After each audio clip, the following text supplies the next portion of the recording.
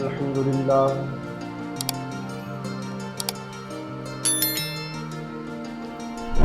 لله الذي هدانا إلى سبيل الهداية والعرفان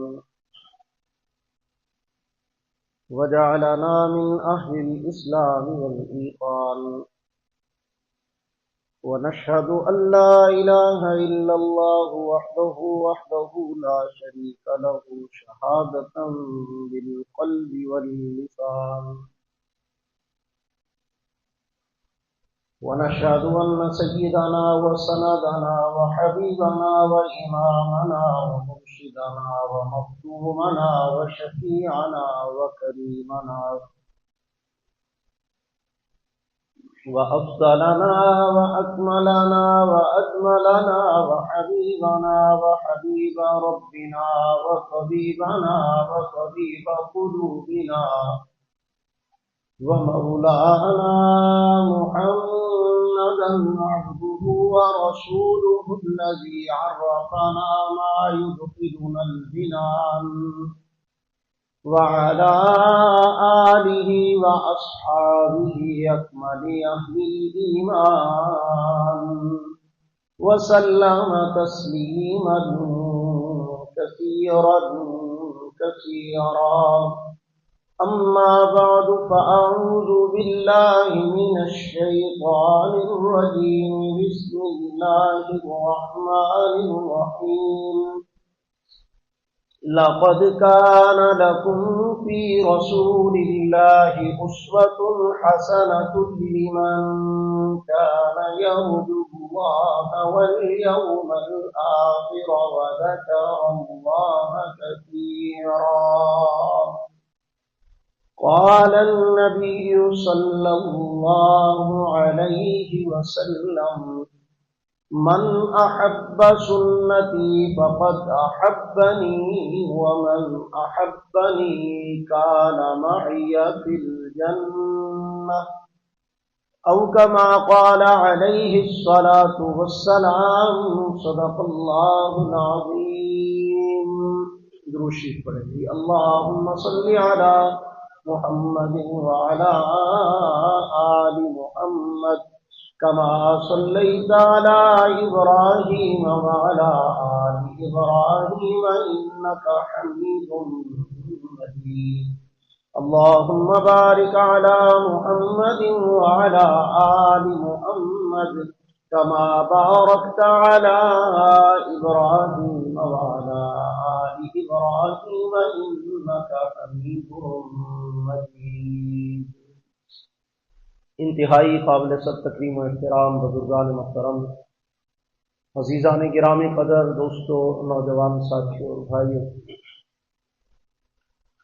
آج کی گفتگو کے لیے آپ حضرات سے وعدہ کیا تھا کہ نبی رحمت فخر عالم صلی اللہ علیہ وسلم کے مبارک شب و روز اور آپ کے انتہائی حسین، دلکش اور خوبصورت معمولات کو آپ حضرات کے سامنے اس انداز سے بیان کرنے کی کوشش کی جائے گی کہ جو ہمارا ایک دن ہوتا ہے نا، پورا 24 گھنٹے پہ مشتمل، وہ 24 گھنٹے کا پورا دن جو ہے وہ نبی پاک صلی اللہ علیہ وسلم کیسے گزارا کرتے تھے. جب ہمارے سامنے نبی رحمت صلی اللہ علیہ وسلم کا ایک دن کا معمول آئے گا تو ہمیں اپنا ٹائم ٹیبل بنانا آسان ہو جائے گا اس کی روشنی میں. تو اس کو مختلف عنوان دیے گئے ہیں، علماء کرام نے اس کے کئی نام رکھے ہیں.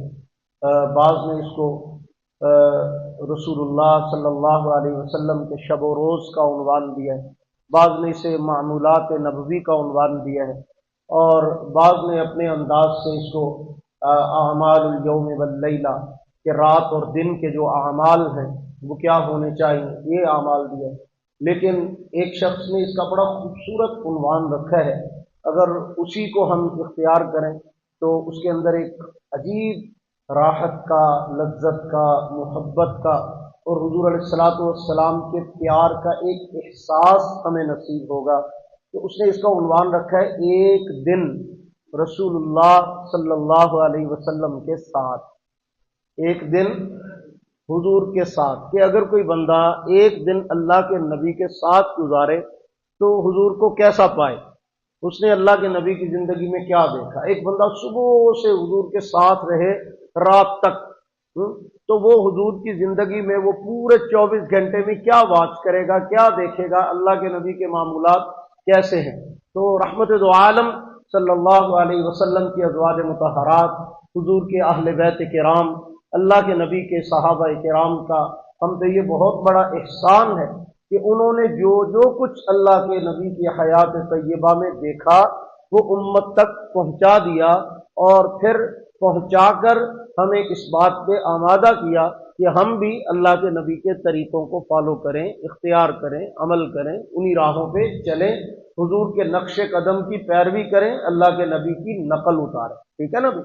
तो इस नीयत के साथ कि हम अपने मामूलात को, अपने टाइम टेबल को अल्लाह के नबी की सुन्नत के सांचे में ढालने की कोशिश करेंगे। सांचा समझते हो ना, जिसको हमारी आजकल की जदीद जुबान में डाई कहते हैं। डाई, जब कोई चीज बनानी होती है ना तो उसके लिए पहले डाई बनती है, और डाई बड़ी महंगी बनती है, बड़ी मेहनत के साथ तैयार होती है। उस डाई के बनने के बाद फिर चीज का बनाना आसान होता है, फिर उसको मशीन में फिट कर देते हैं, बस केमिकल या खाम माल डाला और डाई अपने आप उसको ढाल के उस चीज के मुताबिक बना देती है जो हम चाहते हैं या जिस चीज की हमने डाई बनाई।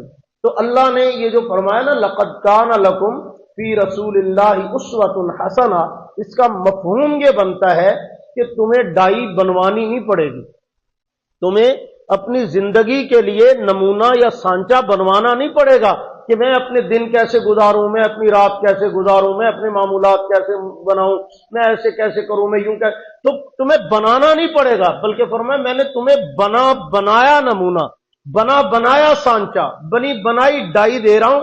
अब तुम्हारा काम है खाम माल को डालना। खाम माल क्या? हमारा वक्त, हमारी जिंदगी के जो टाइम गुजर रहा है, खुद ब खुद से गुजर रहा है, इस टाइम को उस डाई में डाल देना।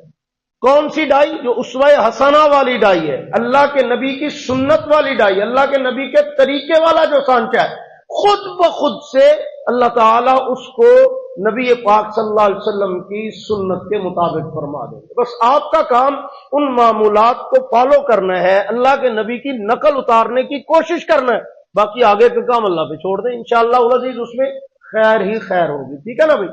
तो बड़ा थोड़ा सा वक्त होता है, जुमे का लंबी चौड़ी तफसीलात और तमहीदात में नहीं जाता, इख्तिसार के साथ मैं आपको नबी रहमत सल्लल्लाहु अलैहि वसल्लम के मामूलात की तरफ मुतवज्जे करना चाहूंगा कि अल्लाह के हबीब सल्लल्लाहु अलैहि वसल्लम के शबो रोज कैसे गुजरा करते थे।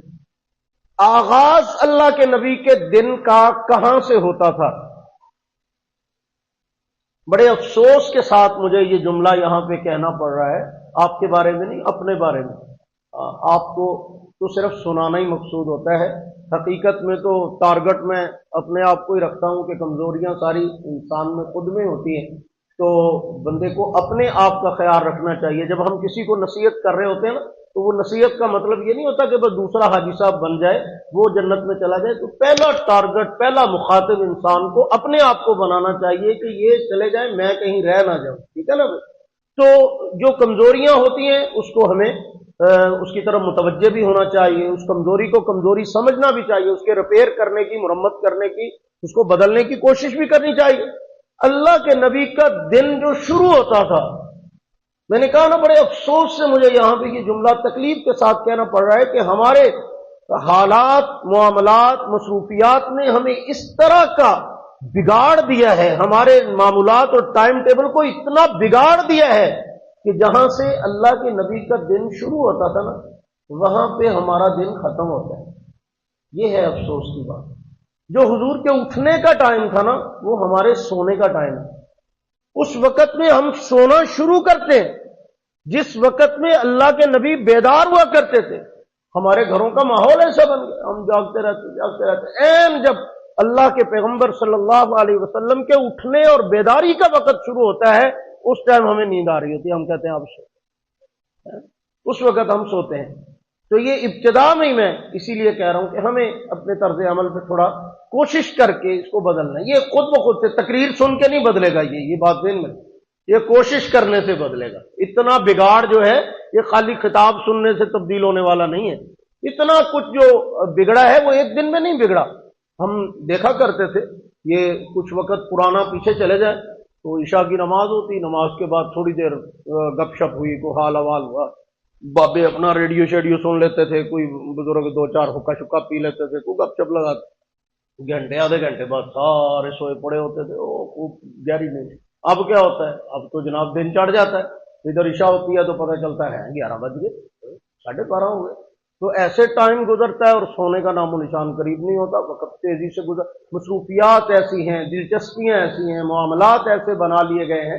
تو نبی پاک صلی اللہ علیہ وسلم کے معمولات بہرحال یہ نہیں تھے، ہمیں کوشش کرنی چاہیے اس کو چینج کرنے کی اور اللہ کے نبی کی سیرت و سنت کے سانچے میں ڈھالنے کی۔ تو اور کر رہا تھا کہ آغاز صبح حضور علیہ السلام کا کیسے ہوتا تھا؟ اللہ کے نبی صلی اللہ علیہ وسلم رات کو 3 حصوں میں تقسیم فرماتے۔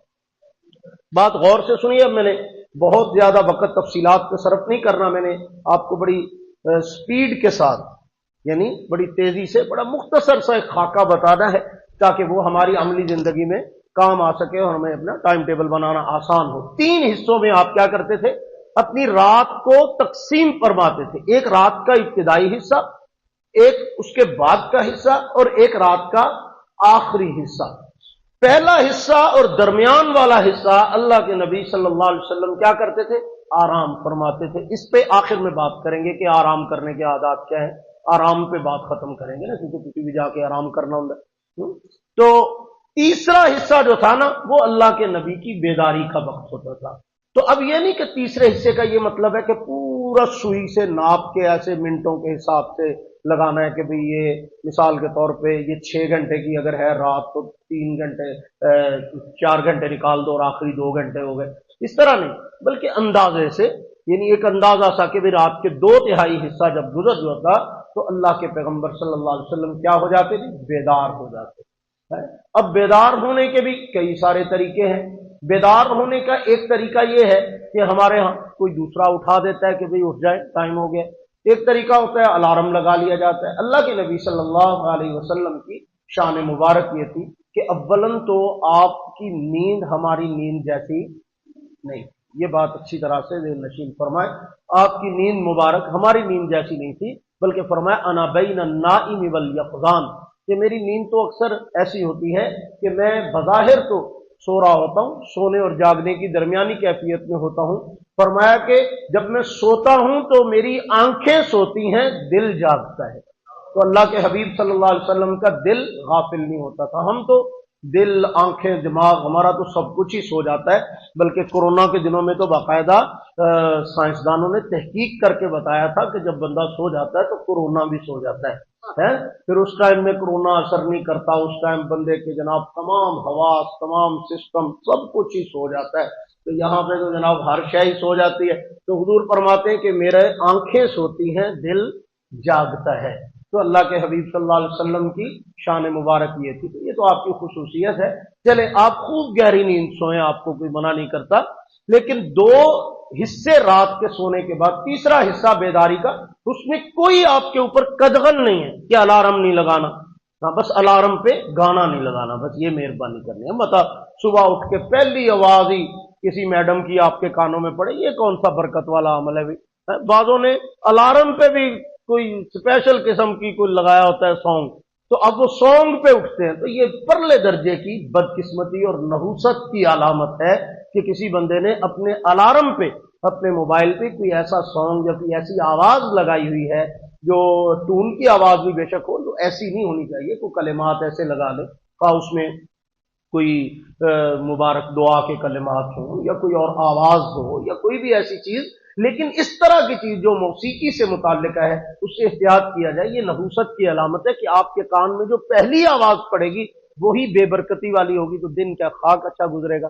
تو سب سے پہلا تو یہ اہتمام، اس میں کوئی ممانعت نہیں ہے، باقی یہ حضور کی سنت نہیں۔ اللہ کے نبی کوئی الارم شلارم نہیں لگاتے تھے، آپ کا اللہ سے ایک رابطہ تھا، آپ کا دل بیدار تھا، جس وقت پہ آپ کو اللہ پاک نے اٹھانا چاہا اس وقت پہ اٹھا دیا کرتے۔ رحمت دو عالم صلی اللہ علیہ وسلم اپنے وقت سے بیدار ہو جاتے، آپ کا معمول مبارک یہ تھا۔ اور عادت جب ہو جاتی ہے نا بندے کی، پھر الارم شلارم لگانا بھی نہیں پڑتا۔ آپ بھی چند دن لگائیں گے الارم، تو تھوڑے دنوں بعد آپ کا دماغ ہی الارم بن جائے گا، آپ کا دماغ آپ کو اس وقت کے اوپر خود ہی بیدار کرے گا، آپ کو بلکہ الارم سے 5 منٹ پہلے जाग आ जाया करेगी। कई मरतबा ऐसा होता है फिक्र मंदी के साथ आदमी खुद ब खुद से बेदार होता है, बल्कि हमारे वालिद साहब कई मरतबा बताया करते थे कि ऐसा होता है कि सुबह अजान देनी होती है तो अजान से पहले 3 बार आंख खुलती है, उठ के देखते हैं अच्छा नहीं अभी रहते हैं 40 मिनट रहते हैं, फिर दोबारा आंख खुलती है कि नहीं अभी तो हैं 20 मिनट और हैं अभी। अच्छा, तो इस तरह से वक्त के गुजरने पर बार बार ख्याल पैदा होता है और जहन जो है लाशऊर से आपको उठा देता है। तो भाई तीसरा हिस्सा जो है ना उसमें बेदारी अल्लाह के नबी का मामूल, ये कोई फर्ज वाजिब नहीं है। फजर की नमाज फर्ज है, अगर कोई बंदा हुजूर के इस मामूल को फॉलो करता है तो उसको एक्स्ट्रा बरकतें और रहमतें हासिल होंगी। बात समझ में आ रही है कि नहीं आ रही? वो अल्लाह के नबी की जितनी नकल उतारेगा उतना फायदा हासिल करेगा, जितना गोड़ पाओगे उतना मीठा हो जाएगा। ठीक है, तो अल्लाह के हबीब सल्लल्लाहु अलैहि वसल्लम तहज्जुद के वक़्त में बेदार होते। तहज्जुद का वक़्त रात का आखिरी तीसरा हिस्सा, ठीक है ना भाई। 9 घंटे की अगर रात है मिसाल के तौर पे, तो 6 घंटे गुजार के 7वें घंटे में हुजूर क्या हो जाते? बेदार हो जाते, उठ जाते। उसके बाद सबसे पहला काम आप सल्लल्लाहु अलैहि वसल्लम अपने ये मुबारक हाथों की जो हथेलियों का अंदर वाला निचला हिस्सा है ना, ये इसको अपनी आंखों पे रख के यूं 3 बार इस तरह से मलते, समझ रहे? और जुबान मुबारक से आप अल्लाह की हम्द के कलिमात कहते, अल्हम्दुलिल्लाहिल्लज़ी अहयाना बअदमा अमातना व इलैहिन नुशूर। बेहतर तो यह है कि इस दुआ के 6 लफ्ज याद कर लिया जाए। अगर आपको याद नहीं होते तो दूसरा तरीका इसका तर्जुमा ज़हन नशीन कर लिया जाए, ठीक है ना भाई। अगर आपको इसका तर्जुमा भी याद नहीं होता या नहीं करना आपने, तो कम अज कम अल्हम्दुलिल्लाह तो याद रह सकता है, तो इतना कम कर लोगे। मैं आपके लिए आसानियां ला रहा हूं कि जितना हो सके शॉर्टकट जायज दर्जे में रहते हुए, तो इतना तो कर सकते ना उठ के। चलो पूरी दुआ नहीं आती तो सिंपल इतना कह लें अल्हम्दुलिल्लाह, ऐसे हो सकता है। इससे क्या होगा कि आपकी सुबह का, आपके दिन का आगाज अल्लाह की हम्दो सना से, अल्लाह के शुक्र के कलिमात से होगा। हम्दो सना के ये कलिमात शुक्र में शुमार होते हैं। तो जिस बंदे का दिन ही अल्लाह के शुक्र से शुरू हो तो वादा क्या है? ला इन शकरतुम ला अज़ीदन्नकुम, तुम शुक्र करोगे तो मैं और दूंगा। तो हमें और चाहिए ना, तो जब हम और लेना चाहते हैं तो फिर हम अपने आगाज सुबह किस चीज से करें? अल्लाह के शुक्र से, अल्हम्दुलिल्लाह से। तो ये अल्लाह के नबी की सुन्नत है, ठीक है ना भाई। तो अब सबसे पहला काम करने का क्या हुआ? आंखें मलनी इस तरह से, और उसके बाद आपने अल्हम्दुलिल्लाहिल्लज़ी अहयाना बअदमा अमातना व इलैहिन नुशूर ये पढ़ना है। और उसके बाद फिर क़ज़ाए हाजत के लिए हुजूर अलैहिस्सलाम तशरीफ ले जाते। तो क़ज़ाए हाजत के लिए ये जिस तरह के हमारे यहाँ लंबे चौड़े वॉशरूम होते हैं, बड़े खूबसूरत किस्म के, बेशक वहाँ चारपाई बिछा लो कोई मसला नहीं है, तो उस तरह का निज़ाम तो वहाँ था नहीं। तो उस वक़्त तो सूरत हाल ये थी कि नबी करीम सल्लल्लाहु अलैहि वसल्लम की हयात तय्यबा में क़ज़ाए हाजत के लिए अपने घर से बाहर किसी जगह तशरीफ ले जाया जाता। तो आप वहाँ पे तशरीफ ले जाते तो जो जगह खास की होती क़ज़ाए हाजत के लिए, कि मिसाल के तौर पे आम तौर पे आपका मामूल ये था कि किसी दरख्त की ओट में किसी एक साइड पे कोई जगह पे आप इस्तिराहत फरमाते पर्दे में। तो अगर जहां भी क़ज़ाए हाजत के लिए जाना, नबी पाक सल्लल्लाहु अलैहि वसल्लम का मामूल ये था कि आप वहां जाते तो जिस जगह क़ज़ाए हाजत के लिए तशरीफ ले जाना होता तो वहां बायां पांव, खब्बा पैर पहले दाखिल करते थे। ये सुन्नत अमल है, ये अबुलात नबवी का हिस्सा है। बायां पांव पहले दाखिल करते, उसके बाद फिर नबी पाक सल्लल्लाहु अलैहि वसल्लम दुआ पढ़ते वहां दाखिल होने से पहले। देखो जो जगह गिलाजत की जगह है या गंदगी का मकाम है, वहां जाके अल्लाह का नाम लेना ये खिलाफ अदब है, हराम नहीं है, नाजायज नहीं इसको कहा जाए। कोई फतवा नहीं लगेगा कुफर का। आजकल ये भी बड़ा तमाशा लगा हुआ ना कि फौरन हम गुस्ताखी का फतवा लगाते हैं, बाकी काम बाद में करते हैं। तो कल मैं एक तहरीर पढ़ रहा था तो उस्ताद मुकर्रम हज़रत मौलाना ज़ाहिदुर राशिद साहब की, उन्होंने कहा हमारा मिजाज ये बन चुका है कि हम हर बंदे की बात को कुफर और इस्लाम के लेवल पे देखते हैं। काफिर है कि मुसलमान, इन्हें कुफर कीता है कि इस्लाम? तो अल्लाह के बंदो, हर बात कुफर और इस्लाम के लेवल की नहीं होती। हर बात को हराम और हलाल के जाविये से नहीं सोचा जाता। खिलाफ अदब है कि एक ऐसा मकाम है जहां पे गंदगी या निजासत होती है, तो उस मकाम पे जाके अल्लाह का नाम लेना अदब के खिलाफ है। वरना कोई ऐसी कयामत नहीं आ जाती। इससे पहले कोशिश करें, आप वॉशरूम में दाखिल होने से पहले दुआ पढ़ लें, बिस्मिल्लाहि अल्लाहुम्मा इन्नी अऊज़ु बिका من الخبث والخبائث۔ اب یہ دعا ہے، اس کی برکتیں بڑی ہیں۔ جو بندہ یہ دعا پڑھتا ہے نا، اس کو ایک فائدہ بہت بڑا حاصل ہوتا ہے، وہ ذہنی اور نفسیاتی امراض سے اللہ اس کو محفوظ فرما دیتے ہیں۔ یہ تجربے کی بات ہے۔ جو بندہ اس دعا کا معمول بنا لے تو اس کا فائدہ کیا ہوتا ہے کہ اس دعا کی برکت سے، اب اس کا میں نے آپ کو پہلے کئی مرتبہ میں نے ٹوٹ کے بتائے ہوئے ہیں، آپ عمل نہ کریں میری طرح تو اور بات ہے، میں بھی بندہ اونج دئی ہے تو بھی اونج دئی، ہاں جنج دی روح اونج دے فرشتے آپ ایک جے اکٹھے ہو گئے۔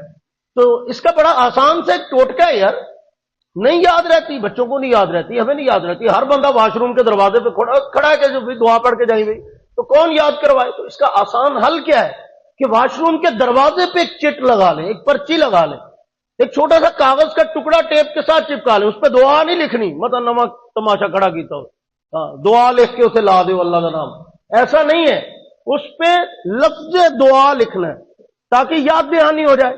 واش روم جانے کی دعا، بس اتنا لکھنا ہے، اردو میں، انگلش میں لکھ لیں آپ جیسے آپ لکھنا چاہیں۔ وہ پرچی جب لگی ہوگی نا تو واش روم کے دروازے پہ پہنچیں گے، واش روم کے ساتھ دیوار پہ لگا لیں، واش روم کے اندر بے شک لگا لیں، واش روم جانے کی دعا، تو آپ کی نظر پڑتے ہی آپ کو یاد آ جائے گی کہ دعا پڑھنی ہے بھائی، تو آپ باہر دعا پڑھ لیں۔ اس کے بعد بایاں پاؤں رکھیں اندر، اور اس میں ایک ادب اور ہے بھی، سر ڈھانپ کے جانا چاہیے واش روم۔ یہ جو ننگے سر ہم چلے جاتے ہیں نا، یہ خلاف سنت ہے۔ ہاں، نبی پاک صلی اللہ علیہ وسلم جب قضائے حاجت کے لیے تشریف لے جاتے تو اپنے سر کو ڈھانپ لیا کرتے تھے، کسی کپڑے سے، ٹوپی سے، رومال سے، جیسے بھی ہو، تو ڈھانپ کے جانا چاہیے۔ یہ بھی نبی پاک صلی اللہ علیہ وسلم کے مبارک معمولات میں۔ اچھا، اس وقت پھر وہاں پہ قضائے حاجت فرماتے اور اچھی طرح سے نظافت اور صفائی کا خیال فرماتے، اور جب وہاں سے باہر نکلتے تو پھر کیا کرتے؟ پھر دایاں پاؤں پہلے باہر نکالتے اور ساتھ میں ایک لفظ کہتے، وہیں پہ قضائے حاجت کے مقام پہ، غفرانک۔ کیا کہتے؟ غفرانک۔ غفرانک کا مطلب ہے کہ یا اللہ میں آپ سے اپنی مغفرت کا طلبگار، جبکہ حضور علیہ السلام کا تو کوئی گناہ ہی نہیں تھا، تو کس بات کی مغفرت؟ تو ہمیں سکھایا جا رہا ہے غفرانک، کہ یا اللہ جس طرح آپ نے یہ دنیاوی گندگیوں سے مجھے پاک فرما دیا، صاف کر دیا، اندر سے گندگی نکال دی، اسی طرح گناہوں کی گندگی سے بھی پاک فرما دیجیے، گناہوں کی نجاست بھی دھو دیجیے۔ تو غفرانک یعنی اسی موقع سے فائدہ اٹھاتے ہوئے اللہ سے مغفرت کا سوال، اور باہر آئے تو باہر آنے کے بعد دعا مانگی، الحمدللہ الذی عافانی، الحمدللہ الذی اذھب عنی العذاب وعافانی، یہ دعا پڑھ لی۔ دعا پڑھنے کے بعد اب نبی کریم صلی اللہ علیہ وسلم وضو فرماتے۔ اب یہاں پہ ایک بات اور بتاؤں کہ وضو ہم کیا کرتے ہیں؟ نماز کے لیے کر لیا، قرآن مجید پڑھنے کے لیے کر لیا، کوئی قسم شسم دینی ہو اس کے لیے کر لیا، تو ان دو چار کاموں کے لیے ہم وضو فرماتے ہیں۔ اللہ کے بندو، نبی پاک صلی اللہ علیہ وسلم کا معمول مبارک مستقل باوضو رہنے کا، آپ مستقل باوضو رہتے تھے۔ مستقل باوضو رہنے کے بہت سارے فائدے ہیں، اور یہ کوئی مشکل نہیں ہے، تھوڑا سا ہمت کر لینا، گرمیوں میں عادت بنا لے، سردیوں میں پکی ہو جاتی ہے، تو سردیوں میں مشکل ہوتا ہے نا وضو کرنا، تو گرمیوں میں شروع کریں نا، ابھی تو موسم نارمل ہے تو ابھی سے شروع کر لیں، عادت بنا، جب وضو ٹوٹے دوبارہ کر لیا، جب وضو ٹوٹے دوبارہ کر لیا، تو اس سے فائدہ کیا ہوتا ہے کہ ایک تو نظافت حاصل ہوتی ہے، دوسری بندہ اللہ کی حفاظت میں رہتا ہے، اور تیسرا برے خیالات سے، بری چیزوں سے، شیطانی وسوسوں سے بندہ بچا رہتا ہے۔ کئی ساری نفسیاتی اور دماغی بیماریاں جو آج کل اتنی تیزی سے پھیل رہی ہیں، ان کا علاج یہ ہے کہ آدمی زیادہ وقت باوضو رہا کرے، تو باوضو رہنے سے انسان کو اللہ کی حفاظت نصیب ہوتی ہے، اللہ کی پناہ نصیب ہوتی ہے، بندہ اللہ کی پروٹیکشن اور حفاظت میں آ جاتا ہے۔ تو کوشش کریں گے نا بھائی، تو نبی پاک صلی اللہ علیہ وسلم وضو مبارک فرما رہے۔ اب وضو کرنے کا معمول آپ کا کیا تھا؟ یہ شروع میں اس لیے تفصیل سے بتا رہا ہوں کہ یہی معاملات ریپیٹ ہوں گے، یعنی دن میں بار بار وضو کا کرنا، قضائے حاجت کے لیے جانا، کھانے کے لیے تشریف لے جانا، بیٹھنا، کھانا کھانا، یہ آداب سیکھ لیے تو سمجھو 24 گھنٹے کے معاملات سارے آ گئے، تفصیل سے انشاءاللہ آ جائیں گے۔ اچھا، اس کے بعد یہ ہے کہ آپ جب وہاں سے نکلے تو آپ نے کیا کیا؟ وضو فرمایا۔ وضو کا طریقہ آپ کو پتہ ہی ہے، نہیں ہو تو اس پہ علیحدہ بات کر لیں گے، آج صرف اتنا ہی بتانا ہے کہ آپ کیا کرتے تھے، وضو فرماتے تھے۔ وضو کے اندر مسواک کا بطور خاص اہتمام کرتے تھے، ہمیں بھی کرنا چاہیے۔ جن کے ہاں مسواک کا رواج نہیں ہے یا مسواک دستیاب نہیں ہے، یہ کوئی ایسی مجبوری ہے، برش سے کام چلا لیں، لیکن بہرحال مسواک کے اپنے فوائد ہیں، برش اس کے قائم مقام گزارا مزارا چل جاتا ہے، منع نہیں ہے۔ ہاں، آلات جدیدہ کے استعمال میں حضرت مولانا مفتی شفیع صاحب رحمہ اللہ تعالی نے اس کی اجازت دی ہے بغیر کسی کراہت کے. تو اتنا صوفی نہیں بننا کہ اس کے اوپر بھی ایک فتویٰ لگانا ہے. تو اس لیے مسواک میں زیادہ فضیلت، زیادہ برکت ہے. اگر مسواک دستیاب نہیں، برش کے کام چلا لیں، اسی کے قائم مقام فائدہ کچھ نہ کچھ تو حاصل ہو. مقصد منہ کی صفائی ہے. ٹھیک ہے نا. تو اچھا، اب اس کے بعد وضو کیا تو وضو کے دوران آپ ایک دعا بار بار پڑھا کرتے، اللہم اغفر لی ذنبی ووسع لی فی داری وبارک لی فی رزقی. بڑی مزے کی دعا ہے، اس کو بار بار پڑھتے تھے وضو کے دوران. اور جو بندہ اس کو بار بار پڑھے نا، اسے اللہ اپنا گھر ضرور نصیب فرماتے. یہ جو اکثر ہمارے پاس آتے ہیں نا نسخہ پوچھنے والے، مولوی صاحب گھر نہیں ہے، کوئی وظیفہ داس دو، کوئی تویز دے دو، کوئی ایسے کر دو، وہ نہ مانے تو اس کی اپنی مرضی ہے. لیکن اگر کوئی بندہ اس دعا کی عادت بنا لے، بار بار وضو کے دوران اس کو پڑھا کرے، تو اللہ پاک اس کو کشادہ گھر عطا فرماتے ہیں. اور آج کل کے دور میں گھر پتہ کتنی مشکل چیز ہے. اللہ اکبر. 3.5 کروڑ کا گھر ہوں تو تھلے لکھا ہوں صرف انویسٹر ریٹ پر 3.5 کروڑ روپے میں آپ کو دے دیا جائے گا. 3.5 کروڑ جہاں میرے جی بندے نے کسی خواب ویکھیا ہی نہ ہوئے، وہ کی کرے، وہ تو پھر پڑھ کے بے ہوش ہی ہوئے گا نا. 3.5 کروڑ کا بھی گھر ہوں. تو بہرحال اللہ ہمیں جنت کا گھر نصیب فرمائے. تو جب وضو کرنا ہے تو اللہم اغفر لی ذنبی، یہ 3 اس میں باتیں اللہ کے نبی نے مانگی. اے اللہ میرے گناہ معاف فرما دے. میں نے پہلے کہا نا حضور کا کوئی گناہ نہیں، لیکن اس کے باوجود امت کو سکھانے کے لیے حضور فرما رہے ہیں اللہم اغفر لی ذنبی، اللہ میرے گناہوں کو معاف فرما دے. اور ووسع لی فی داری، میرے گھر میں کشادگی پیدا کر، وسعت پیدا فرما دے، میرے گھر کو بڑا کر دے، مجھے بڑا گھر عطا فرما. اور وبارک لی فی رزقی، جو کچھ آپ مجھے دے رہے ہیں، روٹی چھوٹی کی بات نہیں ہو رہی، صرف جو کچھ آپ نے دیا، جوانی ہے، رزق ہے، صحت ہے، مال ہے، اولاد ہے، آل ہے، گھر ہے، دکان ہے، گاڑی ہے، کاروبار ہے، نعمت ہے، عقل ہے، علم ہے، فہم ہے، سوچ ہے، یہ جو کچھ بھی ہے، آنکھوں میں بصارت ہے، سماعت ہے، بولنا ہے، جو کچھ اللہ مجھے آپ نے دیا ہے، یا اللہ اس میں برکت پیدا فرما.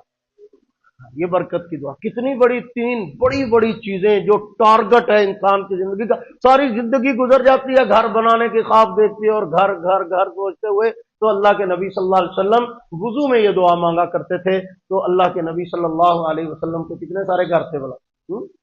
پوری سورۃ الحجرات پڑھیں کسی دن، آپ کو پتہ چلے سارے حجرے حضور کے ہیں جو مسجد نبوی کے ساتھ ساتھ تھے نا، حضور کے ازواج مطہرات کے گھر.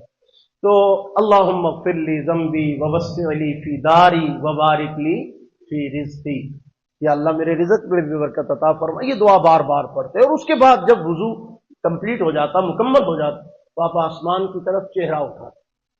یہاں پہ عام طور پہ ایک عمل ایسا کیا جاتا ہے جس کی کوئی سند نہیں ہے. ٹھیک ہے نا. بعض حضرات سنایا یا کہیں پڑھ بھی لیا تو چلو کئی کتابوں میں ہم نے بھی پڑھا ہے جی آسمان کی طرف انگلی بھی اٹھاتے ہیں اور چہرہ بھی اٹھاتے ہیں. یہ انگلی والی بات جو ہے نا کسی صحیح حدیث میں نہیں ہے. ٹھیک ہے نا بھائی. تو عمل وہی ہے جو اللہ کے نبی کی سنت ہے. چہرہ آسمان کی طرف اٹھانا کیا ہے؟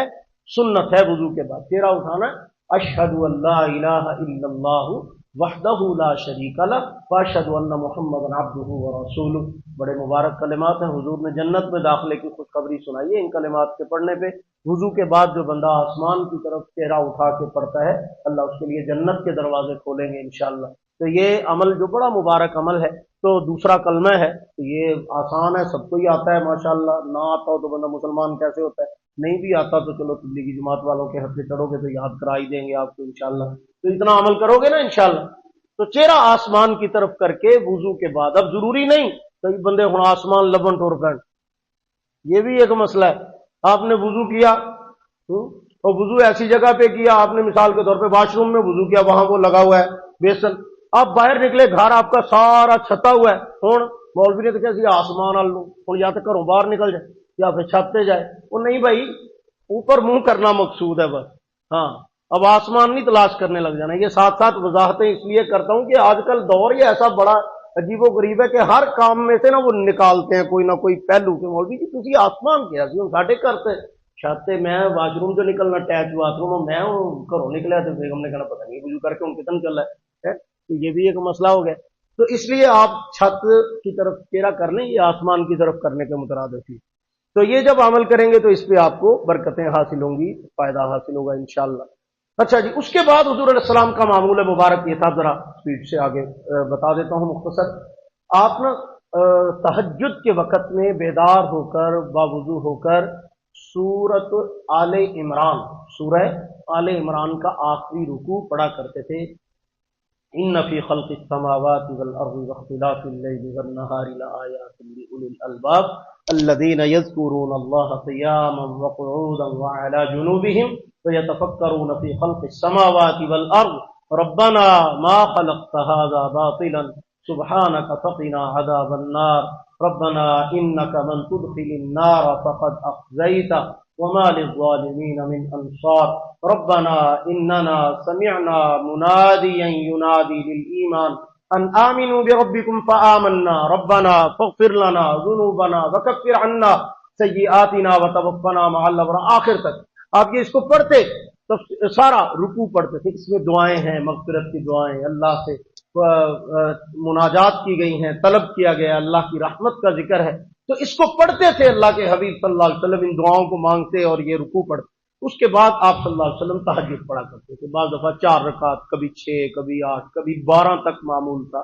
تو تہجد کی نماز اس میں کثرت سے تلاوت کیا کرتے، کیونکہ قرآن مجید میں بھی حکم ہے کہ قرآن مجید کو تہجد کے وقت میں تلاوت کیا جائے، تو قرآن مجید کی تلاوت فرماتے۔ تہجد کے بعد، تہجد کے نوافل پڑھنے کے بعد حضور علیہ السلام رات کے جو عشاء کی آخری وتر ہوا کرتے تھے نا، وہ چھوڑا کرتے تھے، یہ آپ کا معمول مبارک تھا۔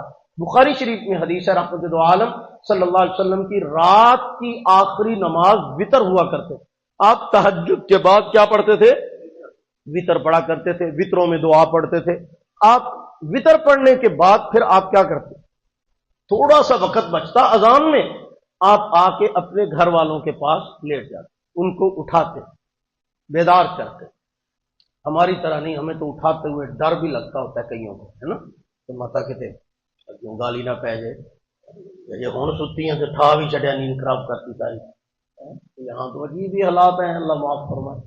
ہمارے گھروں میں تو اللہ کا شکر ہے، ہمیں تو اٹھانا نہیں پڑتا، الٹا ہمیں ہی اٹھایا جاتا ہے، اٹھے اٹھائے لوگ مل جاتے ہیں۔ اللہ پاک ہمیں گھروں میں ایسا ماحول نصیب فرمائے جہاں گھر کی مستورات، جہاں کے مرد، گھر کے افراد بر وقت نماز کے لیے اٹھا کریں، بیدار ہوا کریں، نماز کا خیال کیا کریں، نماز کا لحاظ کریں، نماز کا انتظار کا ماحول ہو، نماز کی تیاری کا ماحول ہو، اس میں بڑی برکتیں اور خیریں ہوتی ہیں۔ تو حضور علیہ السلام خود بھی اٹھتے اور گھر والوں کو بھی اٹھاتے۔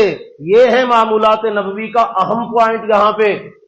خود سراپا نور بن جانے سے کب چلتا ہے کام؟ تو کو اس ظلمت کدے میں نور پھیلانا بھی ہے۔ حاجی صاحب خود ماشاءاللہ سویرے اٹھ کے نماز کے لیے تشریف لاتے ہیں، ان کے سارے بچے سوئے ہوئے ہوتے ہیں۔ اللہ اکبر، بڑے حضرت حاجی صاحب ہیں، یہ تو ہماری حضرت امیر صاحب ہیں ہمارے محلے کی جماعت کے، ہیں کمال ہو گئی بھائی۔ یہ فلانے حضرت علامہ صاحب ہیں، یہ فلانے حضرت ہیں، یہ فلانے گدی نشین ہیں، یہ فلاں حضرت صاحب ہیں۔ آپ کی حضرت صاحبی کو ہم کیا کریں کہ آپ جناب خود تو تشریف لے آئے تو پورا گھرانہ آرام فرما رہے ہیں، تسی فرض کفایہ ادا کرنا ہے۔ یہ نماز ہے کہ جنازہ ہے؟ کیوں بھائی فجر کی نماز نماز جنازہ ہے کہ بھی سارے لوگ میں کلّا پڑھ رہے ہیں، السلام علیکم، تو ستے رہو، اٹھ جائے اپنے ٹائم سے۔ سکول جانے کے لیے اٹھاتے ہو، ٹو ٹائم ڈیوٹی کے لیے اٹھاتے ہو، چلو دکان نہیں کھولی، چھتی کر چھتی کر چھتی کر، سکول کے لیے چھتی کر، دکان کے لیے جلدی کر، فلانے کے لیے اٹھو، نماز کے لیے اٹھاتے ہوئے ڈر لگتا ہے، شرم آتی ہے۔ تو یہ شرم جہنم میں لے جانے والی شرم ہے، یہ بات اچھی طرح سے غور سے سن لیجیے۔ نبی رحمت صلی اللہ علیہ وسلم کا معمول مبارک ہے، خود بھی اٹھتے تھے، اپنی گھر والوں کو، اہل و عیال کو بھی اٹھاتے تھے، اور اٹھانے کے بعد یہ نہیں ڈنڈا مار کا پروگرام، اٹھو نماز نہیں پڑھنی، یہ بھی ایک طریقہ کار ہے، یہ نہیں پیار سے اٹھایا جاتا ہے۔ اٹھانے کا بھی سلیقہ ہونا چاہیے۔ اٹھانے کے بعد حدیث پاک میں آتا ہے حضور علیہ السلام اپنے اہل و عیال سے کچھ بات چیت کرتے، صبح صبح ہی گپ شپ سے آغاز کرتے بات چیت۔ گپ شپ کا لفظ میں نے اپنے لیے بولا ہے، نعوذ باللہ، ایسی گپ شپ سے مراد ہوتا ہے فری ہینڈ بات۔ تو اس میں باقاعدہ بتایا گیا کہ بات کیا کرتے تھے، فرمایا امت کی بھلائی کی بات کرتے، اپنے گھر والوں سے اپنی امت کی بھلائی کی بات کرتے، اپنی امت کی خیر کی بات کرتے۔ رحمت دو عالم صلی اللہ علیہ وسلم کا یہ معمول تھا اذان فجر سے پہلے۔ اچھا، اس کے بعد پھر اذان کا انتظار فرماتے، اذان ہوتی تو اذان کے کلمات کا جواب دیتے۔ ایک ہوتا ہے اذان سننا، ایک ہوتا ہے اذان کے کلمات کا जवाब देना। ये एहतिमाम किया करो। इस पे मैंने एक मुस्तकिल पूरा जुमा पढ़ाया था, तो फिर भी कभी इंशाअल्लाह मौका मिला दोबारा फिर कभी इस पे बात करूंगा। हमारे यहाँ जिस चीज की सबसे ज्यादा नाकदरी और सबसे ज्यादा तौहीन की जाती है ना, वो अजान है। और अजान शाइरुल्लाह में से है, और हम अजान को अव्वलन तो सुनते नहीं, और अगर सुनते हैं तो जवाब नहीं देते, तवज्जो से नहीं सुनते। और अजान का कितना मिनट होते हैं? 2.5 मिनट, 3 मिनट, 2 मिनट। हम वो 2 मिनट नहीं गुजार सकते कि अपनी बात को ब्रेक कर लें। मुझसे नहीं होता, कई बार हम बात कर रहे होते हैं, हम रोकते हैं, फिर जो है हालांकि कोशिश करनी चाहिए, आदत बनानी चाहिए। अजान हो तो बस स्टॉप, रोक देना चाहिए। कोई बात करता हूं आपसे, बात फोन पे बात कर रहे हैं तो उसको कभी 1 मिनट जरा मैं अजान सुन लें। अब सामने कोई बैठा है, अजान हो गई, आप ब्रेक कर देंगे, कर लेते हैं बात। कौन सी कयामत आ गई, भूल ही जाएगी ना, खैर है, कौन सी ऐसी कयामत है दोबारा याद आ गई, ठीक है, ना आई तो ना आई। बहुत कमजोर होते हैं मेरे जैसे कि गल ये मैं ना पूरी की थी, बाद मैंने भूल ही जानी है 2 मिनट बाद कि मैं की गल कर रहा थी, ऐसे भी होते हैं। तो जो मर्जी हो जाए, अजान को जाया न करें, अजान सुन। नबी पाक सल्लल्लाहु अलैहि वसल्लम अजान सुनने के बाद क्या करते हैं? मस्जिद में तशरीफ ले जाते।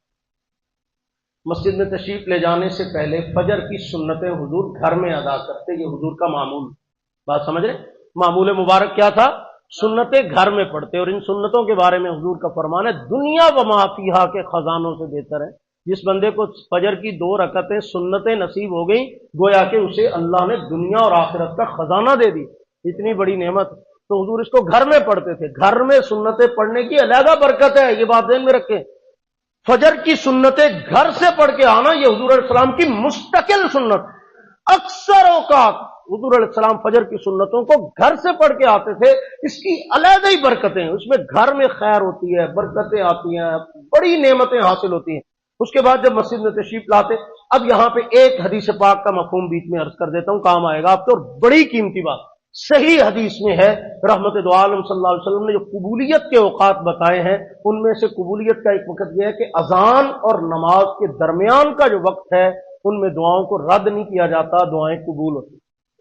तो हम इधर उधर तलाश करते रहते हैं, ये वक्त जाया कर देते हैं। अजान हो जाए तो अजान के बाद नमाज तक के वक्त को दुआ में गुजारने की कोशिश करें। जरूरी नहीं कि आप हाथ उठा के बैठ जाएं, नहीं, थोड़ा सा मुतवज्जे हो जाएं, हाथ उठाएं ना उठाएं, जहां भी बैठे हैं, जैसे भी बैठे हैं, थोड़ी सी तवज्जो कर लें, अल्लाह से कुछ मांग लें, दिल में मांगे, जुबान से मांगे, जैसे भी हो सके। हाथ उठा के मांग लें तो सोने पे सुहागा, फिर तो क्या ही बात है, तो कोई हर्ज नहीं है इसमें। तो दुआ का वक्त है, उसको जाया न करें। उसके बाद नबी पाक सल्लल्लाहु अलैहि वसल्लम का मामूल मुबारक मस्जिद में तशरीफ ले जाते। मस्जिद में जाने का तरीका था, दायां पांव मस्जिद में आप पहले रखते, अल्लाहुम्मा फ़्तह ली अब्वाब रहमतिक, या अल्लाह अपनी रहमत के बड़े बड़े गेट, मेन गेट, दरवाजे खोल दे। या अल्लाह अपनी रहमत की खिड़कियां नहीं, अपनी रहमत के दरवाजे, दरवाजा भी नहीं, अब वाब रहमत, जितने दरवाजे हैं सारे मेरे ऊपर खोल दे। कितनी बड़ी बात अल्लाह के नबी इरशाद फरमा रहे मस्जिद में दाखिले के वक्त के, या अल्लाह मैं तेरे घर आया हूं, इसके बदले में मैं तुझसे क्या मांगता हूं कि मेरे ऊपर अपनी रहमतों के दरवाजे खोल दे। तो ये दुआ मांग के अब मस्जिद में दाखिल होते और साथ ही कहते नवैतु सुन्नतिल एतिकाफ, कि मैंने एतिकाफ की नियत कर ली। तो आप भी सुन्नत एतिकाफ की क्या कर ली, नियत कर लिया, तो उससे अजर में कई गुना इजाफा हो जाएगा। जितना वक्त आप मस्जिद में गुजारेंगे उस पर आपको एतिकाफ का भी सवाब मिलेगा। उसके बाद फिर आप मस्जिद में तशरीफ लाते तो आप नमाज के लिए मुसल्ले पे खड़े हो जाते। आपका मामूल मुबारक अक्सर यही होता था। बाद लोग ना मौलवियों पे बहुत खतरनाक एतराज करते हैं, ऐ जी मौलवी साहब पहला नहीं आंदे जी है। कई मौलवियों ने आदत खराब की हुई ना, अल्लाह अकबर, एक पगड़ी उत्थे रखी होंगी मिंबर के उत्ते, जिदा किराए ते लिया के रखी होंगी, जिदा है जिदा 5 रुपये फी नमाज कराया होंगे। अल्लाह माफ फरमाए, ऐसे लोगों को भी अल्लाह समझ अता फरमाए। या तो पगड़ी मुस्तकिल बांध के रखा करो, आपको किसी ने मना किया, नमाज के लिए घर से बांध के आओ। एक ही गल, एक इमामा शरीफ उत्थे रखा है मिंबर पे, आए सर पे पहना, नमाज पढ़ाई, उत्थे रखा, चले गए। ले क्या बात है भाई, है ये भी सुन्नत तरीके। ये आपको किसने बताया कि ये मिंबर पे पक्की हुई पगड़ी पहन के नमाज पढ़ा के दोबारा वहां रख के चले जाना ये सुन्नत अमल है? ये खिलाफ सुन्नत है, ये कोई सुन्नत नहीं है, ड्रामा है, सुन्नत का मजाक है उल्टा। बात समझ लीजिए। हाँ, ये मौलवियों ने आदतें खराब की होती हैं, आ जाते हैं मुसल्ले पे 10 मिनट पहले ऐसे बैठ जाएंगे जैसे मंगण वाले नहीं बैठे होंगे, बैठे रहेंगे। कई मस्जिदों में मैंने देखा नमाज से पहले 5 मिनट मुसल्ले पे बैठे हुए हैं। अच्छा जी, फिर उसके बाद नमाजी आ रहे हैं, हजरत साहब की जियारत कर रहे हैं, क्या मौलवी डीक रहे हैं, मुफ्तियां गिन रहे हैं, 2 हो गए, 3 हो गए, 4 हो गए, जमात खड़ी करिए फिर हूं है। ये क्या बेवक्कारी का तरीका है। अबू दाऊद शरीफ की हदीस है, इज़ा अक़मतुमुस्सलात रअयतुमूनी, हुजूर ने फरमाया तब खड़े हुआ करो जब मुझे देख लिया करो। گھڑی دیکھ لیا کرو گے. حضور تشریف لاتے, مصلی پہ قدم رکھتے تو صحابہ اٹھ کے کھڑے ہو جاتے. یہ نہیں کہ آنے سے پہلے ایک اور تکلوتا, دو تکلوتے, تین تکلوتے, آئے نہیں مولوی صاحب, آئے نہیں, کتنے رہ گئے, آئے نہیں اجے. یہ خلاف ادب طریقہ ہے. سنت طریقہ کیا ہے؟ اذا اقمتم الصلاۃ رأیتمونی, چپ کر کے آرام سے بیٹھو, امام کا انتظار کرو. جب امام صاحب تشریف لائیں, مصلی پہ قدم رکھیں تو کیا کرو؟ اقمتم الصلاۃ, نماز کے لیے, امام کے احترام کے لیے کھڑا نہیں ہونا, نماز کے لیے کھڑا ہونا ہے, نماز کے لیے کھڑے ہو جائے. اور یہاں پہ اگلی بات بھی آپ کو بتا دوں, نبی کریم صلی اللہ علیہ وسلم عام روٹین میں اپنے احترام میں لوگوں کا کھڑا ہونا پسند نہیں فرماتے تھے. یہ بات ذہن میں رکھیں بھائی. ایک بندہ آیا آپ سے ملنے کے لیے, آپ اکیلے بیٹھے ہیں, آپ اس کے لیے اٹھ کے کھڑے ہوئے اور اس کو معانقہ کر کے ملے, اس میں کوئی حرج نہیں ہے, یہ کوئی برائی کی بات نہیں. ایک بندہ آیا, مجلس لگی ہوئی ہے, یہ سارے بیٹھے ہوئے ہیں, آپ بیٹھے ہیں, مثال کے طور پہ آپ جمعے کے لیے تشریف لائے, بیٹھے ہوئے ہیں, میں آیا ہوں جمعے کے لیے, جمعہ پڑھانے کے لیے, آپ پہلے سے 50 گھنٹے بیٹھے ہیں مثال کے طور پر, مجھے دیکھ کے اٹھ کے کھڑے ہو گئے, حضرت صاحب آ گئے, پڑے وہ کھڑے ہو گئے. اللہ کے نبی اس کو ناپسند فرماتے تھے. صحابہ اکرام شروع میں ایسے کرتے, حضور کو اتنا ناگوار گزرتا کہ صحابہ اکرام کو جب یہ بات محسوس ہوئی کہ اللہ کے نبی کو یہ بات اچھی نہیں لگتی, یہ ناپسندیدہ ہے, تو پھر وہ نہیں کھڑا ہوا کرتے تھے. حضور علیہ السلام ان کو کھڑے نہیں ہونے دیتے, فرماتے بیٹھو, خاک ساری ان کے ساری, اور عاجزی کا اظہار فرماتے. اللہ کے نبی کو احتراماً کسی کے لیے یوں مجلس کا اٹھ کے کھڑے ہو جانا سب لوگوں کا یہ پسند نہیں تھا, اور ہمیں بھی ایسا نہیں کرنا چاہیے. ٹھیک ہے نا بھائی. یہ ابھی پچھلے دنوں ایک تماشا لگا ہوا تھا, وہ ہوا یہ کہ قومی ترانہ تو ہمارے ہاں قابل احترام ہوتا ہے, تو سارے اٹھ کے کھڑے ہو جاتے ہیں. اس کے لیے ایک ملکی رول ہے کہ بھی کھڑے ہو جایا جائے, کھڑے ہو کے سنا جائے.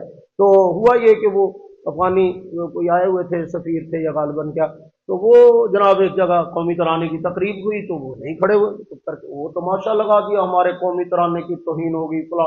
وہ کسی نے مولانا فضل الرحمان صاحب سے پوچھا, انہوں نے کہا حضرت یہ قومی ترانے کے اوپر کھڑے نہیں ہوئے. انہوں نے کہا اعتراض وہ کر رہے ہیں جو اللہ کے حکم پہ کھڑے نہیں ہوتے ہیں. جو اللہ کا حکم سن کے کھڑا ہونا جن کو نصیب نہیں ہوتا, وہ قومی ترانے پہ ان بیچاروں کا جناب دماغ اٹھا ہوا ہے کہ قومی ترانے پہ کھڑے نہیں ہوئے. جی قومی ترانے پہ تھی کدے اللہ کے سامنے کھلوتے ہو, اللہ کے حکم پہ تو کھڑے نہیں ہوتے. چلو ٹھیک ہے, قومی ترانے پہ کھڑے ہونا ایک الگ ادب ہے, یہ ملکی رول ہے, لیکن اتنا بھی نہیں کہ اس کو مبالغہ کر کے وہ تماشا بنا لیتے ہیں. میں نے کہا نا ہمارا مزاج بن گئے ہر چیز کو گستاخی کے لیول پہ دیکھنا ہے, ایمان اور کفر کے لیول پہ دیکھنا ہے. فتویٰ کہاں جا کے لگتا ہے, فتویٰ ہی نہ لائی جایا کرو. کچھ معاملات کو لائٹلی بھی لیتے ہیں, نارمل انداز سے بھی. تو اللہ کے حبیب صلی اللہ علیہ وسلم نماز فجر خود پڑھاتے. نماز فجر میں اللہ کے نبی صلی اللہ علیہ وسلم قدر طویل قرات فرماتے. بعض روایات میں تو 40 آیات کی مقدار, چھوٹی جو آیات ہیں سورۃ مدثر کی جو آیات ہیں ان کے حساب سے چھوٹی آیات 40 آیات کی مقدار حضور علیہ السلام پڑھا کرتے. اور فجر کی نماز حضور قدر روشن کر کے پڑھاتے تھے بھی, تھوڑا سا لیٹ کر کے, بہت زیادہ نہیں لیکن تھوڑا تاخیر سے. اللہ کے نبی صلی اللہ علیہ وسلم نے اسفروا بالفجر فإنه اعظم للأجر فرمایا ہے کہ جتنا فجر کو تھوڑا روشن وقت میں پڑھو گے اتنا زیادہ اجر ہے. تو نماز فجر کے بعد حضور بھاگتے نہیں, ناراض نہیں ہونا. میرے جیسے مولویوں کو بہت سارے کام ہوتے ہیں, کئیوں نیندر آئی ہوتی ہے, نیندر کی نماز پڑھائی, نیندر کی بج گئے, سلام پھیرتے حضور بھاگتے نہیں تھے بلکہ بڑے اطمینان سے تشریف فرما ہوتے. صحابہ کرام کی طرف چہرہ کرتے, ان سے حال احوال پوچھتے, کچھ واض و نصیحت کرتے, اور بڑی بے تکلفی سے فرماتے کہ راتی خواب کچھ دیکھا, پوچھتے تھے. اگر کسی نے خواب دیکھا ہوتا وہ بتاتا تو حضور اس کی تعبیر بیان فرماتے, اور اگر کوئی کہتا نہیں تو پھر حضور اپنا خواب کبھی کبھی بیان فرماتے. تھا تسی کچھ نہیں دیکھا تو میں تم دسنا میں کی دیکھا, تو اپنا خواب بیان فرما دیتے اور ساتھ میں تعبیر بھی بیان فرما دیتے. تو بے تکلفی تھی. تو نبی پاک صلی اللہ علیہ وسلم نماز کا تھوڑا وقت جو ہے نا اپنے صحابہ اکرام سے کچھ بات فرماتے, کوئی بعض و نصیحت کرتے, بعض دفعہ کوئی آیت بتا دیتے, کوئی بتاتے رات میرے اوپر یہ وحی نازل ہوئی یہ بات. تو آپ بھی کچھ نہ کچھ جو ہے نا بعض و نصیحت کا اہتمام کیا کریں. علماء سے گزارش ہے جو ائمہ کرام ہیں تو اتنا کیا کریں. اور اس کے بعد پھر یہ نہیں کہ ضروری ہے کہ درس ہونا چاہیے کوئی آدھے گھنٹے کا, 2 منٹ بات ہو جائے, چلو سنت پوری ہو جائے گی. اس کے بعد پھر نبی کریم صلی اللہ علیہ وسلم اشراق کا اہتمام فرماتے. سورج سوا نیزے پہ بلند ہو جاتا تو آپ اشراق کی نماز پڑھتے. اشراق کے بعد نبی پاک صلی اللہ علیہ وسلم اشراق کے 2 یا 4 رکعات حضور علیہ السلام پڑھا کرتے تھے. اس کے بعد نبی کریم صلی اللہ علیہ وسلم گھر تشریف لے جاتے, گھر والوں کا حال احوال پوچھتے, کچھ ناشتہ واشتہ کرتے, کچھ کھانے کا اہتمام ہوگا وہ رکھ لیتے. تو اس کے بعد اللہ کے پیغمبر صلی اللہ علیہ وسلم اپنے گھر والوں سے حال احوال کرتے، جس طرح کہ ایک حدیث شریف میں آتا ہے کہ حضور علیہ السلام اپنی ایک زوجہ محترمہ کے گھر گئے، ان کو فرمایا صبح سے اب تک کیا کیا کیا، وہ بتایا میں نے یہ کیا، میں نے وہ کیا، چاشت کا وقت ہو رہا تھا، حضور نے فرمایا اچھا جن کام تو کیتے نا میں اس ٹائم پہ اتنی ساری کمائی کی تھی، تو وہ کیسے؟ فرمایا میں نے کہا سبحان اللہ عدد خلقہ ورضا نفسہ وزینۃ عرشہ ومداد کلماتہ، یہ کلمات اتنے مبارک ہیں اللہ اس کو ڈھیر سارا اجر عطا فرماتے ہیں۔ تو یہ کلمات میں نے پڑھے، تو یہ کلمات سیکھ لینے چاہیے، اس وقت میں حضور کی سنت ہے یہ پڑھنا۔ پھر آپ صلی اللہ علیہ وسلم جب سورج خوب روشن ہو جاتا تو چاشت کی نماز ادا فرماتے، تو یہ نفلی نماز ہے جس کے پڑھنے سے رزق میں برکت ہوتی ہے، خیر نصیب ہوتی ہے، اللہ کے نبی کی سنت بھی ہے، تو یہ پڑھ لینا۔ اس کے بعد حضور علیہ السلام کے اپنے معمولات ہوتے ہیں۔ اب یہاں پہ ایک بات ذہن میں رکھیں، یہ جو معمولات ہیں نا، ان میں آپ صلی اللہ علیہ وسلم کے آپ لوگ نا ایسے نہیں کہ آپ نے وہی کام کرنا جو حضور کرتے تھے، ایسا نہیں ہوتا۔ ایک گھر میں 5 بندے ہیں، 5 بندوں کی ڈیوٹی لیتا ہے، ایک نوکری پہ جاتا ہے، ایک مزدوری کرتا ہے، ایک کھیتوں میں جاتا ہے، ایک اپنا کاروبار کرتا ہے، ایک دکان پہ بیٹھتا ہے، ایک ہی کام سارے کیسے کر سکتے؟ تو نبی پاک صلی اللہ علیہ وسلم فرماتے ہیں انما بعثت معلما، میں تو استاد ہوں، میں تو آیا تمہیں پڑھانے اور سکھانے کے لیے ہوں۔ تو آپ کے اپنے معمولات سے، آپ درسگاہ میں بیٹھتے، آپ پڑھاتے، آپ سکھاتے، آپ دین کی تعلیم دیتے، آپ بازار میں جاتے، آپ لوگوں کو تعلیم و تعلم، دین کی دعوت، تبلیغ، گشت فرماتے، ایک ایک معاملات کو جا کے دیکھتے، ان کو کہتے۔ تو یہ بات اللہ کے نبی کے ساتھ معاملہ ہے، لیکن آپ کو اجازت دی گئی ہے کہ آپ کے جو اس وقت میں جائز معاملات ہیں، آپ ڈیوٹی پہ جا رہے ہیں، دکان پہ جا رہے ہیں، کام میں جا رہے ہیں، اب جائیں، لیکن جاتے وقت جو ہے وہ کیا کریں؟ خیال فرمائیں کہ بھئی آپ اپنا قدم جو ہے وہ جب گھر سے باہر رکھیں تو اس کے بھی کچھ آداب اور انداز ہے، ٹھیک ہے نا بھئی؟ تو یہ ابھی آدھے دن کے بھی نہیں ہوئے، ابھی آغاز ہے، تو بہت سارا حصہ رہتا ہے، اگلے جمعے پہ ادھار کر رہا ہوں انشاءاللہ یہیں سے، کہ جب ہم صبح کے معمولات پورے کر کے ناشتہ کر رہے ہیں، ناشتے کے بھی آداب بتاؤں گا کہ پھر گھر سے کیسے نکلنا ہے، ناشتہ کھانا کیسے کھانا ہے، جب ایک کھانے کے آپ کو آداب ہیں سارے کھانے کے وہی ہوں گے، ٹھیک ہے نا؟ تو تمام کھانے کے اوقات کے آداب آ جائیں گے، تو اللہ تعالی ہمیں عمل کی توفیق نصیب فرمائے۔ باقی انشاءاللہ اگلے جمعے میں تفصیلات یہیں سے شروع کریں گے، اور آپ کو فائدہ تب ہوگا جب آپ وقت پہ تشریف لائیں گے۔ وآخر دعوانا